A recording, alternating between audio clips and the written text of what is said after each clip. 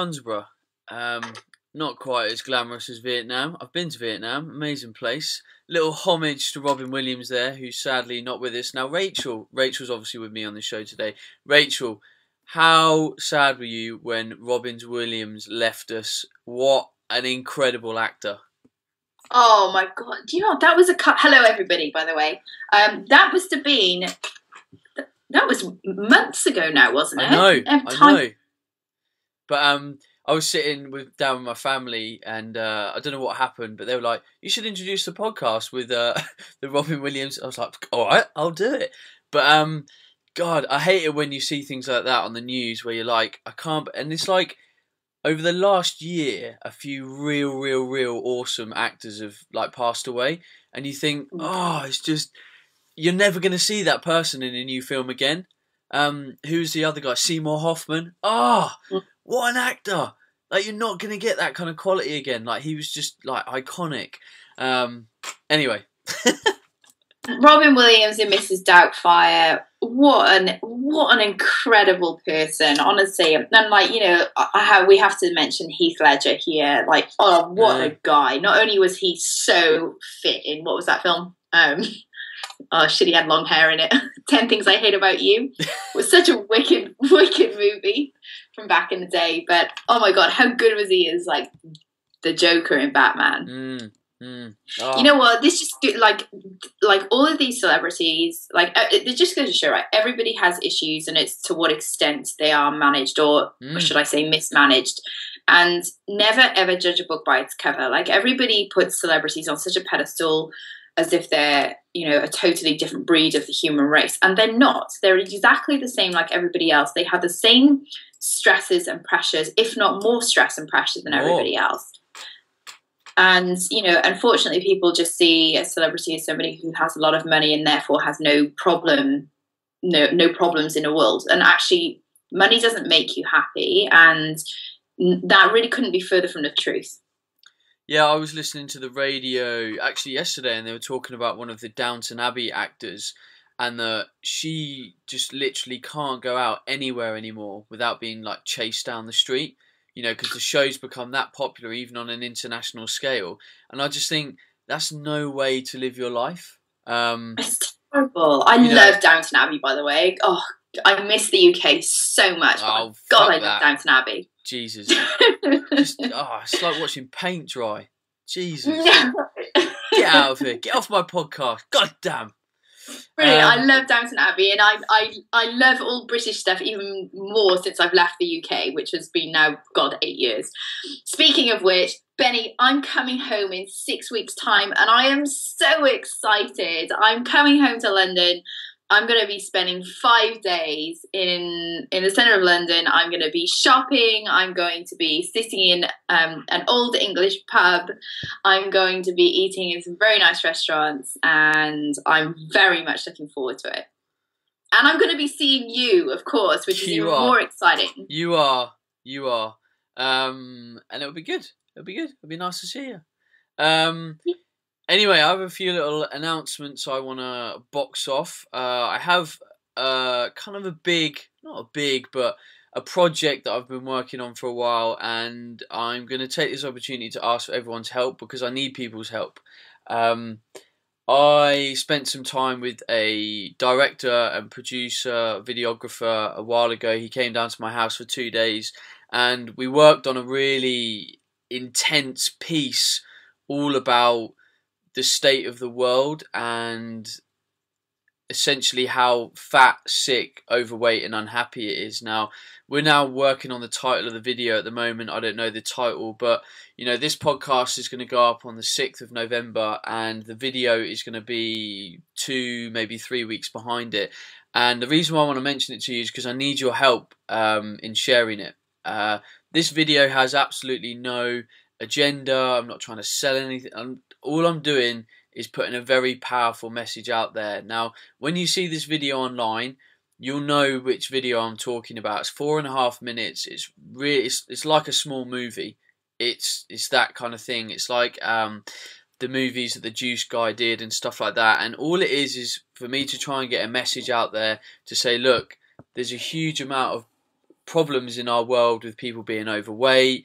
And, you know, don't get me wrong, this isn't aimed at the personal training community and the fitness industry. This is aimed to help a huge wide array of audiences. So, you know, if you see this online, look, please share it with your friends and family. Please just hit share on Facebook. You know, that button takes 2 seconds to press.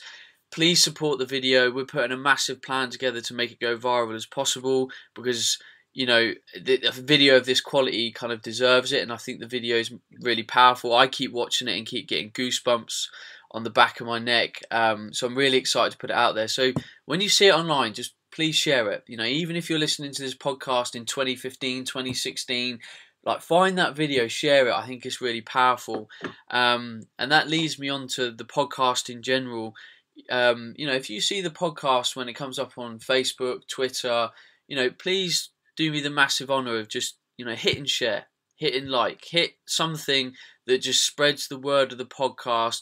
The podcast has a huge amount of people listening to it. There's going to be about 10 to 12,000 people listening to this.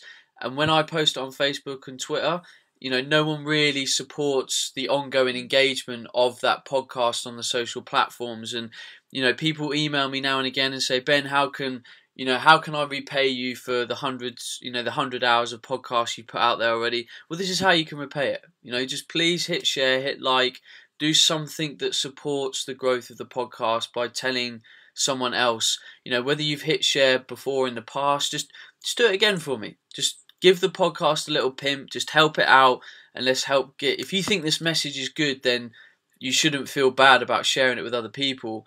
You know, all we're trying to do is help people live a healthier lifestyle. So yeah, so when you see that video, get it out there, please do.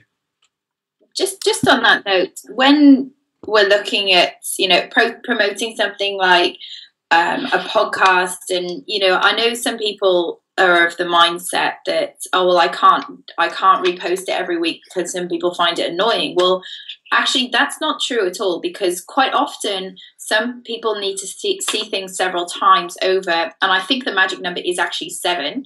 So some people need to be told something seven times, or see something 7 times for them to actually take notice. Because what happens in today's society is we're bombarded with messages all the time, most of which are only ever shown once. So you see a message, it sort of goes in one ear and out the other. You see it twice, in one ear, out the other, 3 times, 4 times. It's probably only on the 5th, 6th, or 7th time that you actually start to take notice of these things. So that's why sharing is really, really important, and which is why, as well, like on this podcast, I know Ben and I, we do talk about similar stuff quite a lot. And the reason being is that there are a lot of people out there who are coming into the podcast, you know, now, and, you know, they may not have seen some of the back issues, but essentially the overall overriding message of the podcast every week is pretty much the, you know, very similar week in, week out, for that reason. Just because if you share something on Facebook, I think people assume that everyone has seen it. Like if I posted a photo, that all my friends will see it, and actually a very small proportion of people see it because of how Facebook works and the algorithms within it. You know, and I get this all the time. Let's say I do a seminar in Scotland, I'll promote it 5, 6, 7, 8 times on the social networks, and I'll come home from Scotland, post a photo of how good the Scotland tour was and how everyone loved it, and you'll get 3, 4, 5, 6 comments saying, "Whoa, you didn't post anything about this. I didn't know you were in Scotland." And that's purely because how social media works. There is algorithms that mean only a small proportion of people actually see what you post, unless you have very high engagement ratings and stuff like that. You know, which fortunately my page does because of the kind of the nature of the things that I post and the way people engage with it. But yeah, people need to hear things multiple times, you know, and that's why people need these messages to stimulate change. Like, you don't see one thing and think, oh, today I'm going to lose weight, today I'm going to... It's usually an ongoing set of messages where you see all these different things and you're like, fuck, actually, yes, it really needs to happen because I've been reminded of these messages and bombarded with it. So the human brain is an amazing beast. So, but yeah, good point, Rachel. Thanks. I'm full of smart ones today. Yeah, God, look at you. Ooh, I've got one other thing to say. That was very good. Yeah, no one will see that on video, which is unfortunate. You flapped around like a pigeon. Fuck off, I know, it was terrible. I've been watching Gavin and Stacey. Ah, good. So therefore, my Welsh accent has returned well and truly. So I watch Gavin and Stacey. I think, oh God, I do this every year, you know, every time I know I'm coming home, I get really homesick. And so, yeah, I've been watching Downton Abbey. I've been watching Gavin and Stacey. And we were supposed to record this on Monday, and this is why I'm telling you, because I was going to surprise you on Monday by giving you like a really good question that I was going to tell you in Welsh, or in my Welsh accent. But now it's Wednesday, and it was like way back on like Saturday night that I was watching Gavin and Stacey, so my Welsh accent now disappears again. So I'll have to bring it back for next time. So sorry about that. Yeah, next time, cultivate. We need more questions in Welsh. The people want it. I want it. I got taken a piss out of horribly last time. Yeah, good. It was pretty bad. Sorry about that. It was pretty bad. The Welsh contingent were on your back. To it. Yeah, I listened back to it and I was like, oh fuck, what did you do that for, you stupid girl? Anyway, yeah, we better roll out this show. Say that again? We better roll it out. We better answer a question. Yeah, no. 11 minutes in. All this shit we talk, eh? Oh, I need you to tell me about TDT. Tell me about Marbella. What have you been doing? Oh, yeah. I recently went to Marbella. See, this is how I constantly remind myself of TDT and why I did it, and the journey that I've been on, kind of developing the products, really, because I only stumbled into this. I wanted to talk about it because people always ask me, oh Ben, you know these TDT products, do you actually use them? And I'm like, are you smoking something? Like, and then I'm like, you know, I'm polite and I'm like, well, yeah, of course I use it. I think, you know, in a practice, don't get me wrong, in the fitness world, there's a huge amount of people that promote stuff that they don't believe in. There's purely a financial incentive to do so. You know, they're affiliated with companies and all the rest of it. But when you build your own company, it's totally different, purely because the amount of time and investment you have to put into it. Now, I've put hundreds of hours of investment into building, you know, what is TDT. I've also put an extortionate amount of money into it. Like, these things don't produce themselves, you know. I'll be honest and say I've invested at least around about 50 grand's worth of money in the last 12 months to, you know, bring it to the standard that you see, and to, you know, buy stock and all the rest of it.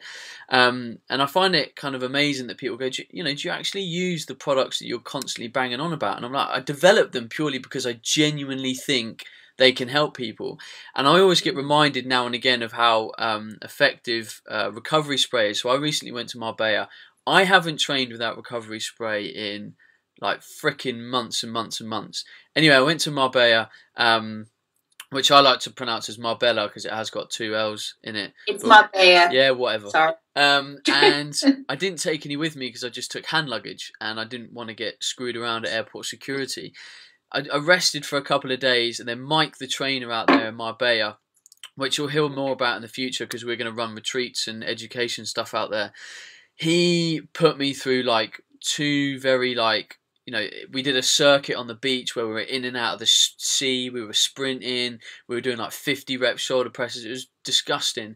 And then in the afternoon we were doing like strongman lifting out in his outdoor strongman assault course, which is freaking crazy. It takes an hour to complete if you're fit, but more on that in the future.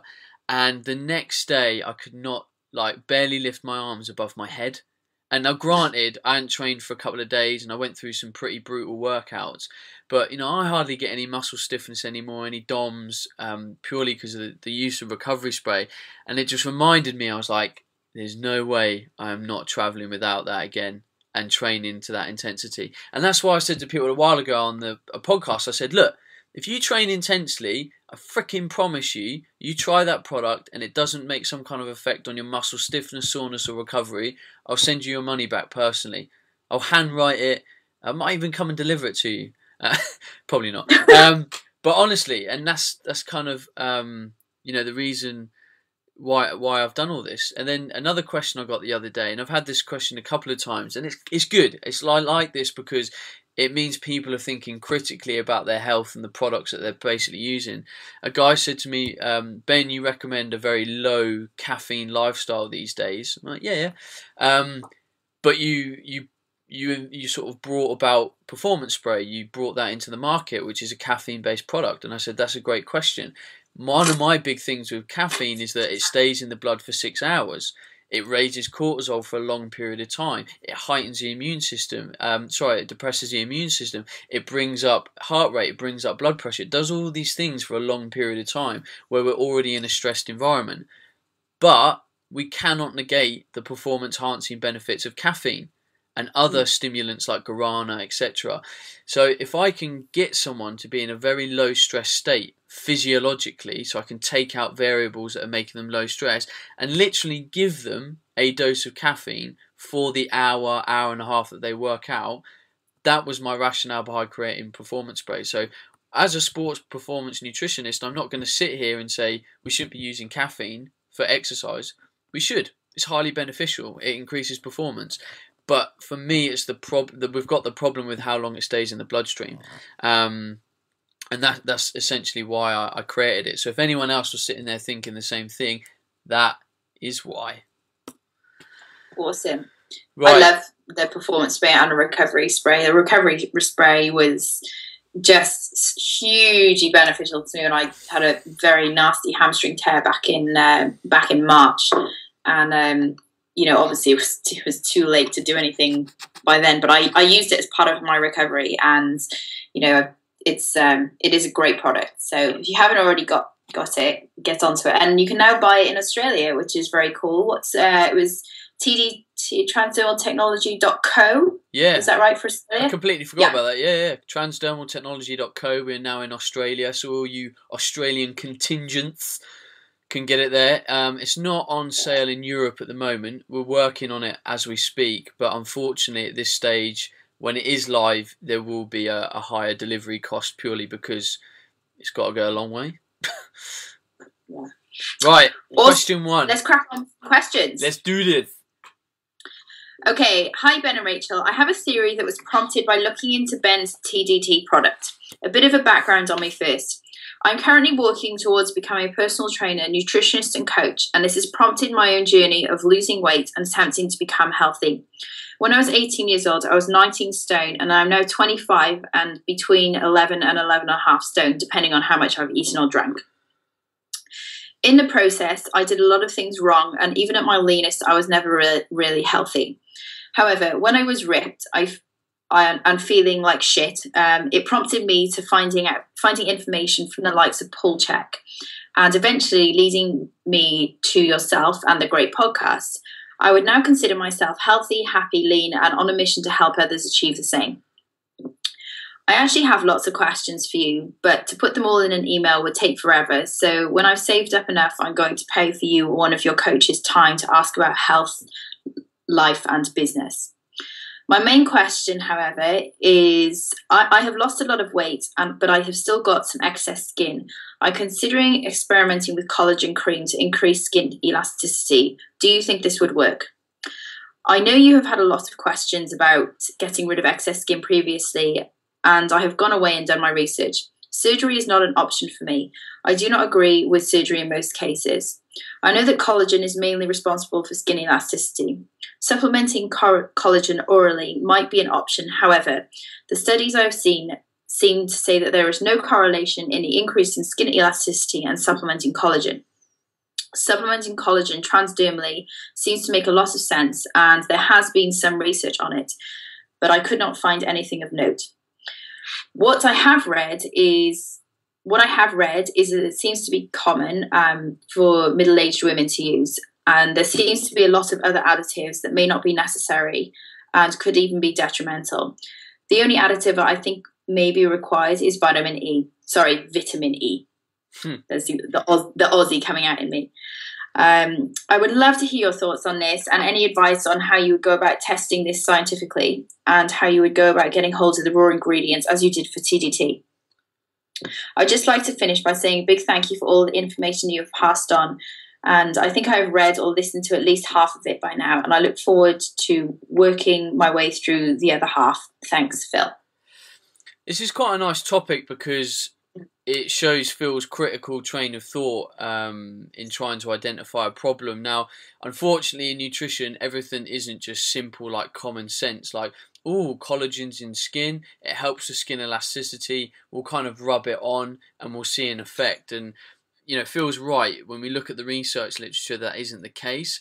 And that's one reason why when we look at collagen formation, especially in injury, rather than looking at, you know, throwing collagen into the mix, we need to throw precursors into the mix. So things that lead into the pathway that stimulates the growth of collagen. And, you know, popular methods of this is popular nutrients would be like vitamin C, lysine, micronutrients in terms of the essential electrolyte minerals, and they're kind of like the big ones really. So that's why oral supplements that contain precursors are actually quite effective, because it needs to go into the pathway and those nutritional elements need to be in high doses in the blood to feed into that collagen-based pathway. Obviously, I think transdermal technology is going to evolve. We're evolving things right now. We're currently looking at several products that we're sort of R&Ding and looking to get research done in. Whether we look into this area is a tough one. You know, depending on how much weight someone has lost is going to have a huge determinant of how much skin they're going to be left with. And there's going to be, for me, only a very small percentage of people, let's say people that lost between 4 and 6 stone, that a product potentially could benefit from, because they've got enough skin elasticity that if we tighten it up, let's say 10, 20, 30%, it's going to have a visually beneficial effect, because that was almost just the small percentage that they needed. Anyone less than that, then they're going to be able to tighten up the skin through diet and exercise and increasing sort of general muscular tone and mass. And then people outside of that are going to have too much skin that you just can't help, and then really surgery is going to be the only option. Now, we had someone on the podcast previously that talked about his experience with surgery because he had gynecomastia, you know, and he's come out the other side with a very successful surgery. And as far as I'm aware, at the moment I don't have any negative opinions of surgery, as long as someone does it for the right reason and they understand the consequences and they've had a you know, the proper medical care and advice pre that, because there's obviously a lot of scare stories in surgery, but you know, the amount of people that get surgery in the UK every year, I would probably say 98-99% of it's successful. And like in anything, there's always going to be people that have a bad experience.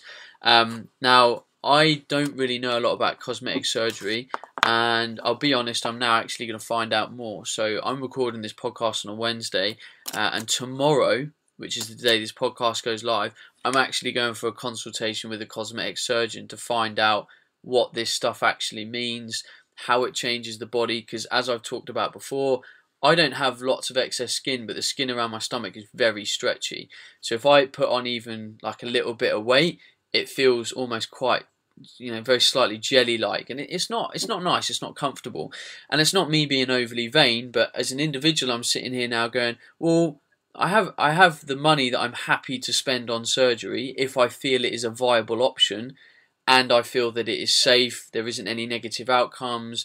If I get big again, then it's not going to disform around any scarring. So I will update people on what happens, but I'm going for a consultation just to basically find out more and explore it. But it's definitely a cool topic for people, and there's going to be plenty of people listening to the show that have been on their health journey, gone really big to slim, and are going to be left with, you know, stretchy skin or undesirable mass. I love cosmetic surgery, and it's something that I've spent a lot of time. Obviously, I work with women, so I've spent a lot of time researching and spending. I'm actually in the process next year. I'm going to release an ebook or some form of a product on training post breast surgery. So whether that be a breast augmentation, breast reduction, and I'm actually co-writing it with the surgeon. So we're just that's in the process for next year. We were hoping to get it out by the end of this year, but it's just not happening with scheduling and everything. So in terms of cosmetic surgery, just as a as a really brief overview, when we're looking at excess skin, it's still a major operation. Quite often, basically the skin is cut away in a nutshell and then restitched. In some cases, there is a little bit of liposuction needed as well, just to kind of firm out the area, and basically you sort of regraft the area. So that's pretty much how it works. And I guess you'll have Ben tomorrow when you have your consult. You'll know in a lot more detail. But it's it's very painful surgery. It's like a breast reduction. A breast reduction is actually a lot more painful than breast implants. It's very painful surgery, but however, we do have to look long term here, and it is sometimes the only option. So again, I'm not against surgery either. People do have to do it for the right reasons, and I think if you're being operated on in the UK, Australia, the US, great medical systems. No, all right, let's not talk about the NHS and waiting times and everything, but generally speaking, the medical care is very, very good. So yeah. Yeah, I definitely don't want to hate on the NHS in any way. I get a real insight into the NHS from my girlfriend working in it, and I think people bitch on waiting times and stuff, but the NHS is constantly underfunded, and all these hospitals around the UK have to look after close to 70 million people. 70 million people that a high percentage of are sick, don't look after themselves. The biggest cost on healthcare these days is lifestyle diseases like diabetes, obesity, heart disease, which are hugely lifestyle connected. So, instead of just moaning about it, how about we try and get people that are putting all the pressure on on the healthcare system through poor lifestyle choices to try and change, so we have a medical system that can actually deal with people that need help and emergency intervention. Absolutely, and having worked in the NHS firsthand as a physiotherapist, and it is like people just come in for the most ridiculous things. People might have, got a little paper cut, and I'm serious. They're in the emergency room wanting treatment for a paper cut, and so or a minor headache. It is just ridiculous. We are definitely living in a state where people can't look after themselves anymore. So. But which is unfortunate. But I think the NHS does a very good job, and with the funding that it's given. And let's put our hands together here for doctors who work ridiculous hours and nurses who just work crazy hours. So and everybody else who works in the NHS as well. Anyway. Just to close that, if anyone's whinging about waiting times for things like physios, back specialists, all that kind of stuff. Go private straight away. Like if you've got an injury or whatever, don't go to the doctor. Just honestly spend 50, 60, 80, 100, 150 quid, nip it in the bud, go see someone decent. Don't whinge about the waiting times. Just go get it someone to sort it out. My brother's recently had a shoulder injury and it's been giving him gyp to ages. I said, look, go and see the osteo that I go and see.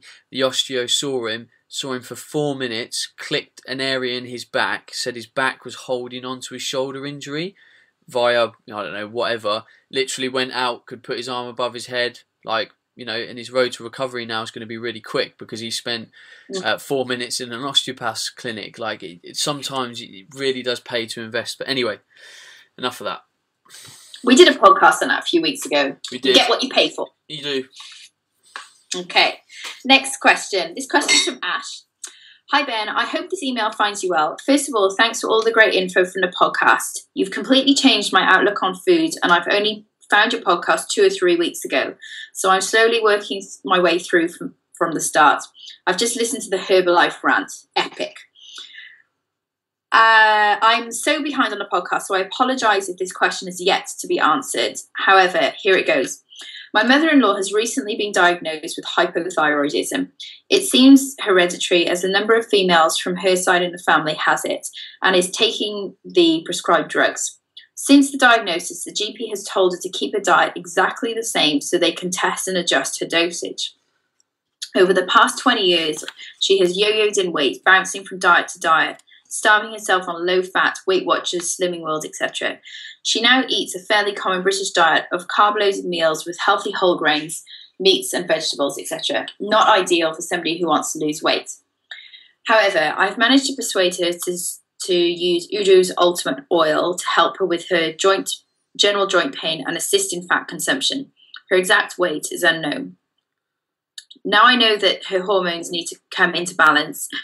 Now I do know that her hormones need to come into balance, but she has been told that she cannot change her diet for 12 months. This seems a little excessive to me.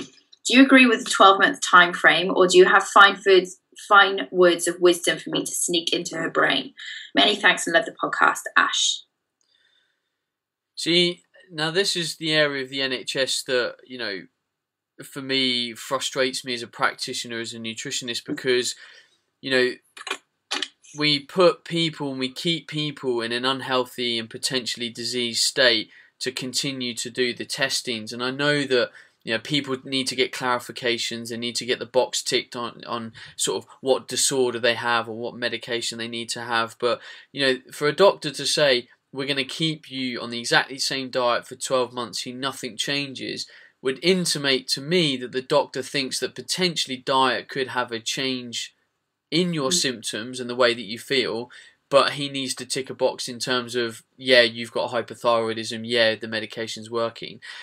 Now, for me, all you're going to ever get from your doctor is medication. All you're going to get is thyroxine, the replacement drugs. You're never going to get anything really more.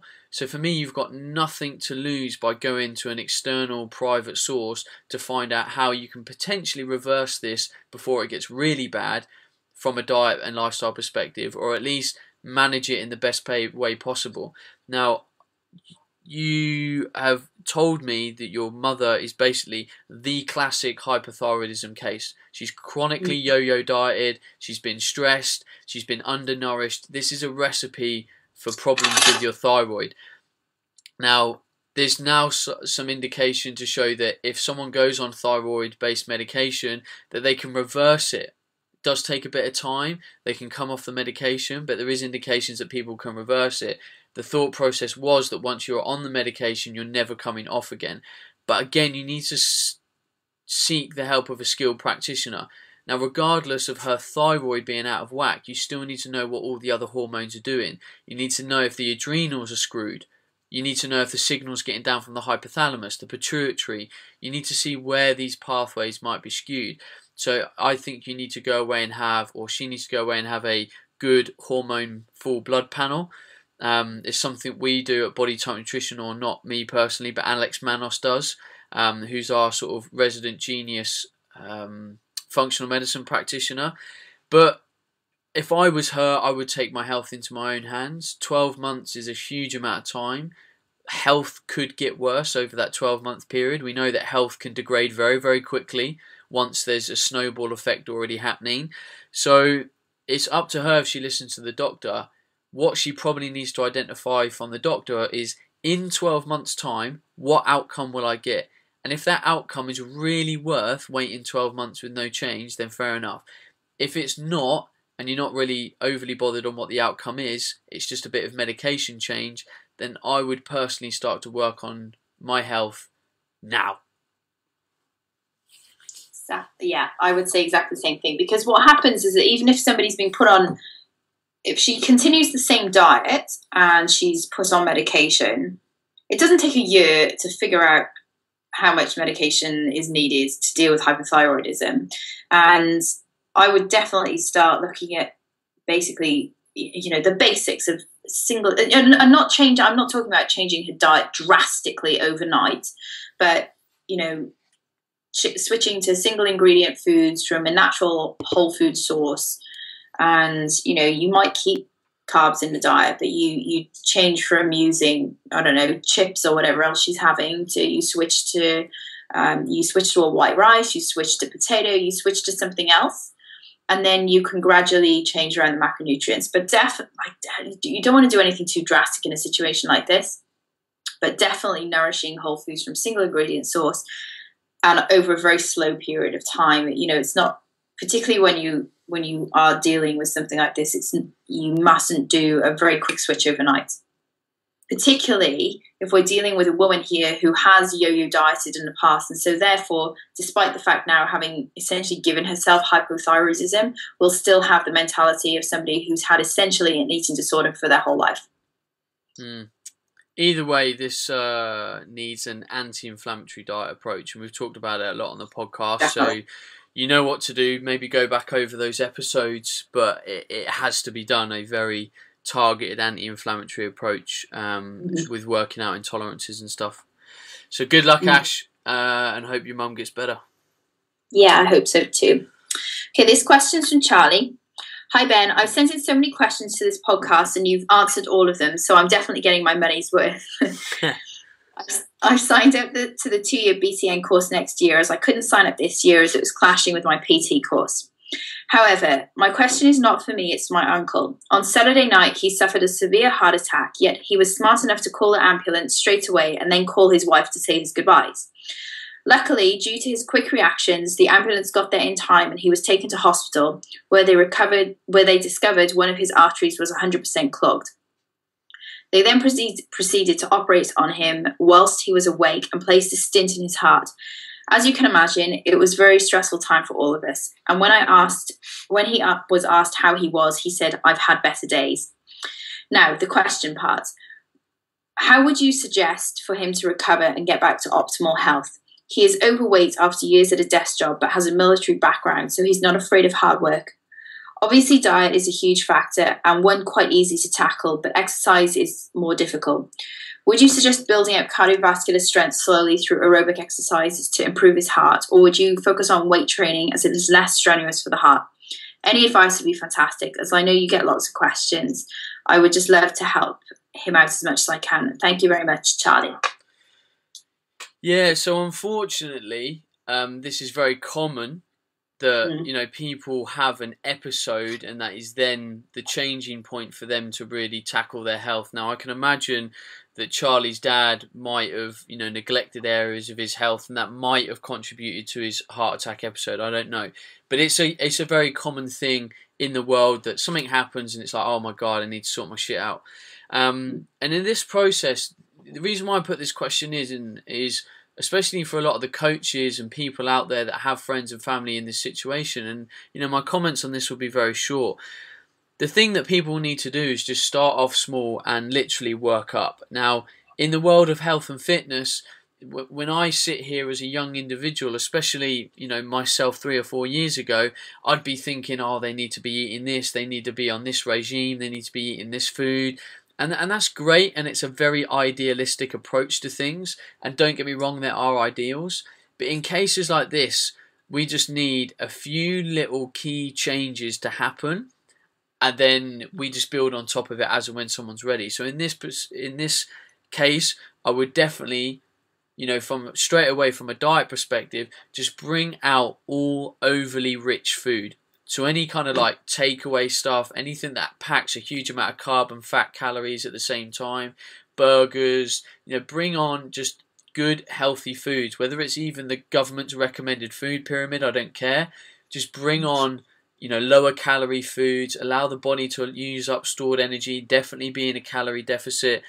And then from an exercise perspective, walking is really powerful. Walking is really good, especially for someone in this environment. He's probably not going to enjoy getting in the gym and squatting, doing anything like that. Just get him out in the countryside for 45 minutes and get him to walk normally, and then get him to work up to a brisk walk, and then maybe even a really light jog. And the key thing for him will be sweating, because it'll allow him to detox. It'll mobilize some fat tissue. It will start to support his heart. And I think supporting his cardiovascular system would be really important, and cardio is a great way to do that. He could go swimming, he could walk in the swimming pool, he could go cycling. It doesn't matter. All he's got to do is enjoy it. He's got to shed some pounds, he's got to start to support his heart, and he's kind of got to start to do it on a bit of a daily basis and get into a routine. For sure. I mean, I worked with patients just like this on the cardiac wards and in ICU. or an ITU, as you call it in the UK, intensive care unit. And essentially, what we do right from the start when somebody's had a stint, the first day we like them up and out of bed. So, and we actually start exercising on the first day. So we have them up and out of bed, and one of the first things we do is practice like a squat, essentially. So we practice a sit to stand from a chair, practice some, very light leg raises, so quad extensions, essentially, isometric glute squeezes. So whilst they're sitting in their chair, raising their arms just above their head, and all that does when you're in that sort of that critical state is basically just get blood flowing around the body. And from there, it is he'll be put on what's called a clinical pathway. So usually when somebody's had a stint put in, they'll be on actually a set exercise plan, which is a government recommended plan on how much exercise and I guess like key performance indicators that they should be doing each day. So on day one, it's out of bed unless you have complications. Day two, you're up, you're usually detached from drips, and they like to try and get you certainly, standing up and down from your chair at least 3 times every hour. I mean, look, the guidelines will have changed significantly since I've been practicing. But one of the things that is, of course, really important is like Ben, just what you said, like the cardio health. And, for sure, like lifting weights is great, but it's certainly not something that you would focus and prioritize on in the first sort of 6 to 8 weeks post-training. And the reason being is that because you can't lift enough weight to elicit, that really important cardio effect. So walking and getting out and detoxing that way is critical. Mm. Awesome. Well, I hope his rehab is good and successful. Yeah. Awesome. Okay, this is a long question, this one is this is an epic question. It's like covers 2 and a bit pages. I know. Jonathan Walker. So here we go. Dear Ben and Rachel, can I begin by thanking you both for the time and knowledge that you commit to the weekly podcast? Over the years, the information has provided some incredible value and has been a rare thing now to see the 2 of you, plus the countless guests you have on the show, willingly pass on information that would otherwise cost a significant amount to gather. Please keep... Sorry, I just lost my trail of thought there. Please keep up the great work and know that your time and effort is appreciated. Oh, thank you. That's a very nice comment. Now, to my question. As a stereotypical ectomorph, I have always been very slim and struggling to put on weight no matter what I ate. In my later teenage years and my early 20s, this led to me receiving a fair amount of stick due to being skinny. As this was something of a kick to my self-esteem, I set out trying to do something to help myself. Through hard training and significant calorie input, I went from 9 stone to 14.5 stone over a period of about 3 years. Unfortunately, what I went through would be best described as a dirty bulk. I focused on eating anything rather than quality calories. For a while, I felt satisfied with my newfound size, but quickly realised I looked significantly better with my t-shirt on than without it. I was not what you might describe as looking fat, but I really did carry a great deal. I did not really carry a great deal of definition. At this point, I decided I want to lower my body fat percentage whilst maintaining as much muscle as possible. Through extensive reading and personal research, I discovered what worked best for me was to do a body part training regime spread over 4 days with 1 day of high intensity interval training circuits, just to torch an extra little fat. My diet was based around a carb cycling principle. I ate higher carbs on the days such as leg days and kept carbs to a minimum, 50 grams or less on non-training days. I planned my meals religiously, knew exactly what my caloric needs were, and was able to adjust calories depending on my needs. Over a period of a year, I managed to cut body fat to 8% and attained, at the age of 30, a physique I could not have imagined only a few years before. Not satisfied with this, my aim then shifted to the possibility of competing in a physique competition. This had always been something that I would love to do, but I had never felt able to achieve. The gains I'd recently made me think that it was possible and something that I would love to try. I'd love to try and say that I'd done it. All was going swimmingly until I got a new job. Due to the time I get to work, I now find my only training window is 5 a.m. As a morning person, this is not too much of a problem in terms of training intensity or simply waking up, but it does present its own dietary problems. I am currently training 5 times a week, back and bis, chest and tris, high intensity HIT circuits, and abs. Legs, shoulders, and abs. I aim for a high carb day when training back and legs, medium for chest and shoulders, and low for circuits, as well as my days off. I'm currently set at 3,450 calories, which is allowing me to make steady gains without putting on too much body fat. I intend to maintain this caloric input over the next few months. Then I have a timetable in mind to gradually cut down to 2,750 calories. The caloric level at which I know my body fat drops without sacrificing too much muscle, in time for competition in June. The problem I have now is that previously I would fuel my evening workouts throughout the day, yet I'm finding now, due to my training time, I am having to train fasted, taking in 500 mils of water and 10 grams of BCAAs pre-training, and then a litre of water during my workout. I usually eat my breakfast 30 minutes after training before work. I actually find I respond pretty well to fasted training. I don't feel overly lethargic, but I have found trouble with my timing of my carbs. My questions are these. If I train well fasted, would you recommend that I continue with this? I drink 500 mils of water and take in 10 grams of BCAAs before training. Should I add anything else?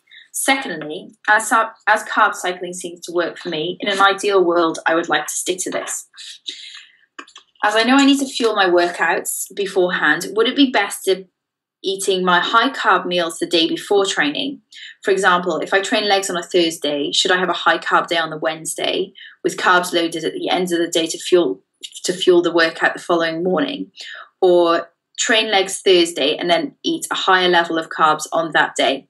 Thanks again for your continued support and knowledge. I hope you can help. Johnny Walker. Now, that was a wicked kind of question, and I'm not actually going to speak much on an answer because I don't think I need to. The reason why I put that in there is because I wanted someone else to tell you the kind of journey that they've been on, identifying how their own body works. And what Johnny has just outlined is a great way of how he has identified the problem, found a solution to the problem, worked out that some of those solutions weren't ideal, put in a plan to make it more optimal, then find a level playing field, and then gradually work towards an end goal.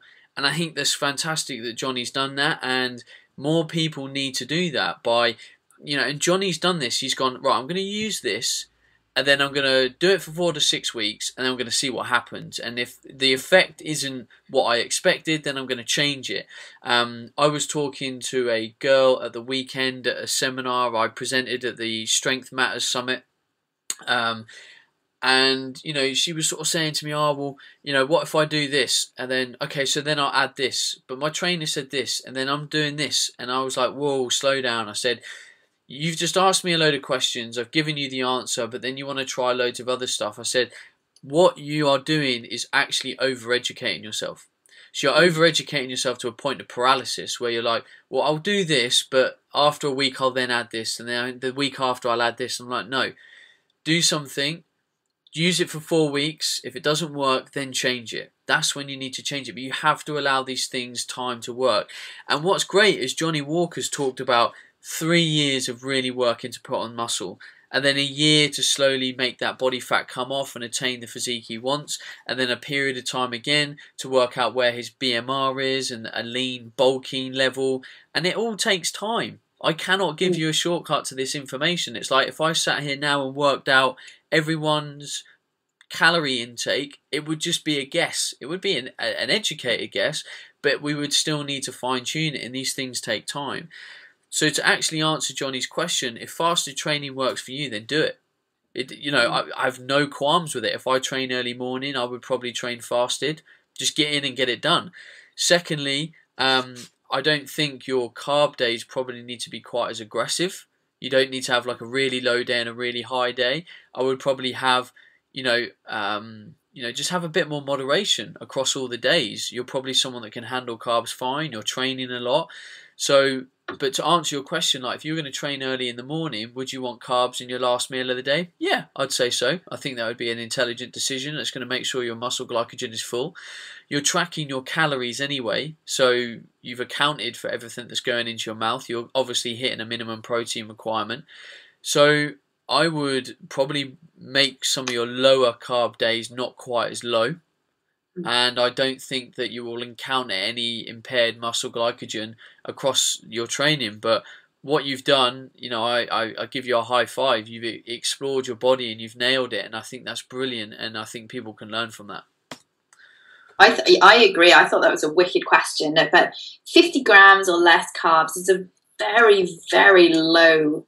That's very low. Yeah, I just don't think he needs to go that low.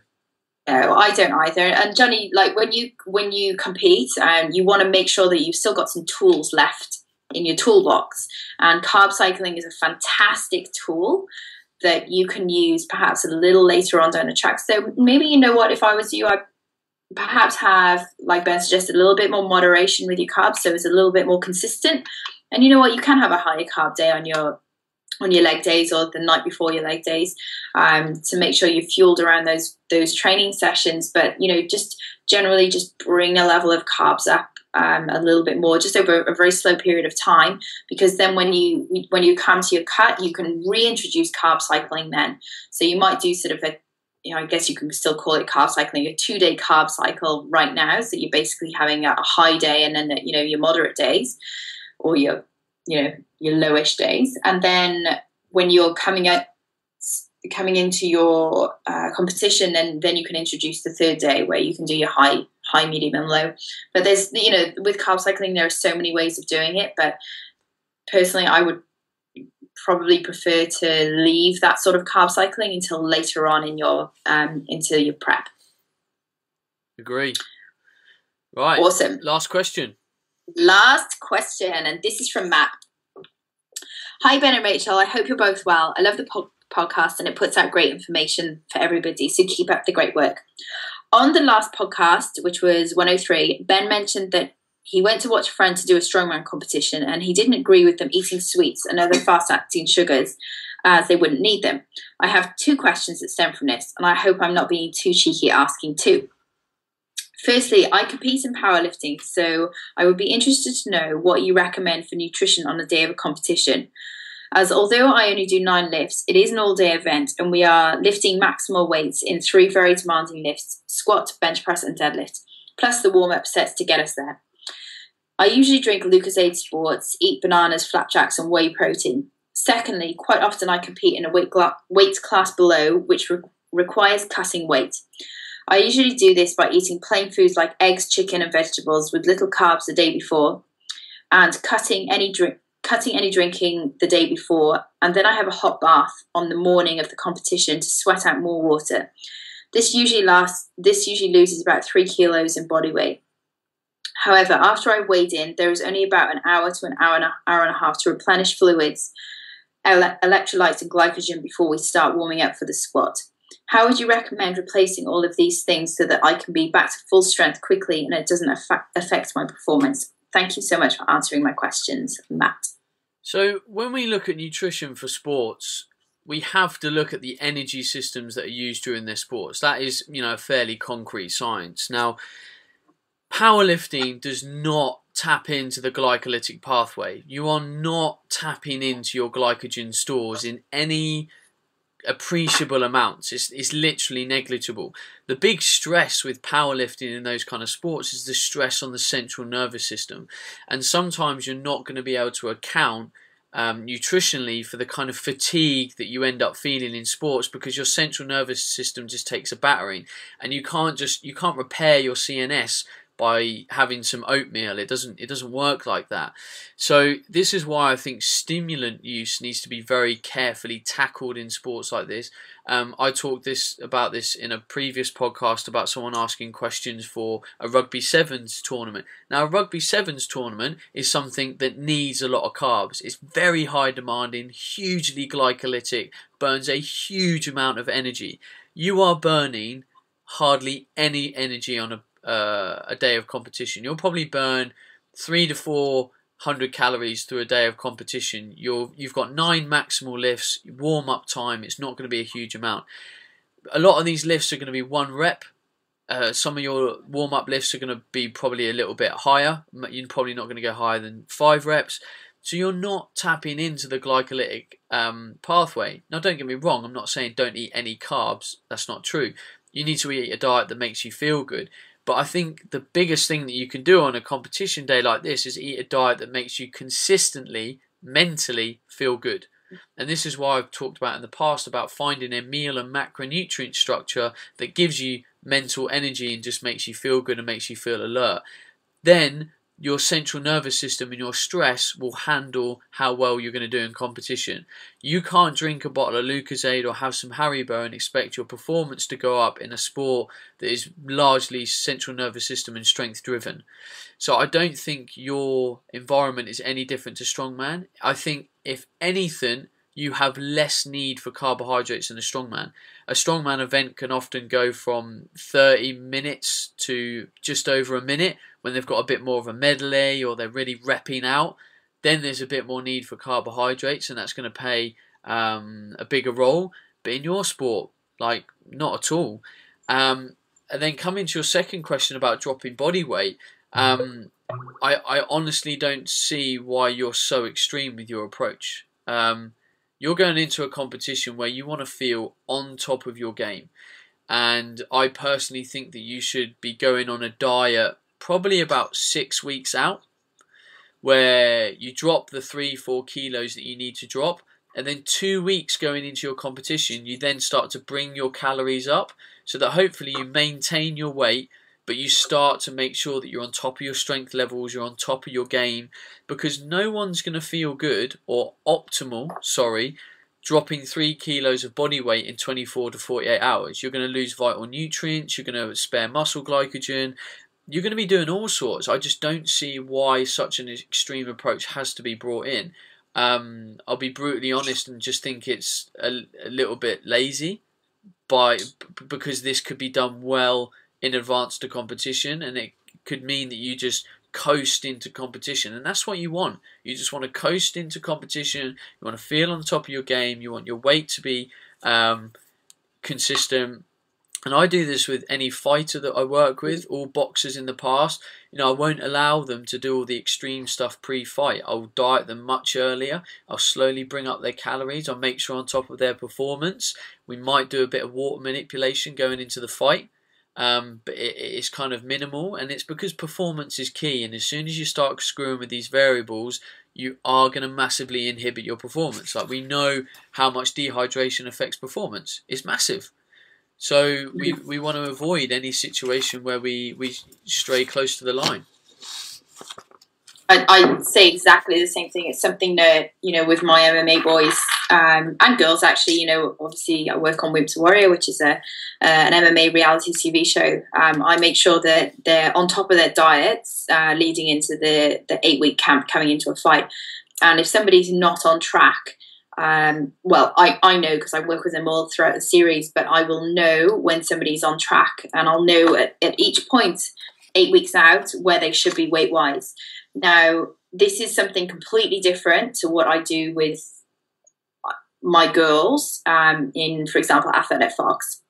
Now, I will talk about the two extremes here, just because with Athletic Fox and my girls in my membership site, I don't encourage them to weigh.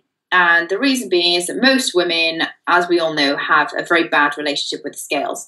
However, when we're talking about a sport or a professional sport where weight classes still count, we must take that into consideration. So, like it or not, whether you're a guy or a girl, weight matters.